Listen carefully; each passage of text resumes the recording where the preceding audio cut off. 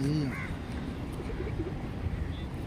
నాకు అయ్యి చికెన్ అయితే వెళ్ళిపో వస్తుంది పిల్ల చికెన్ ఒకటి కాదు ఒకటి ఉంటే తెచ్చిపోయింది అన్ని ఎత్తుంది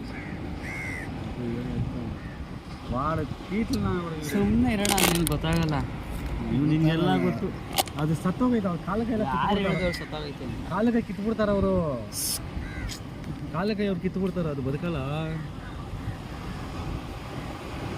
ಯಾರು ಹೇಳಿದ್ ಬದುಕಿಲ್ಲ ಅಂತ? ಅವರು ಮೂತಿ ಇದೆಲ್ಲ ಕಿತ್ಬಿಡ್ತಾರೋ ಅಲ್ವಾ?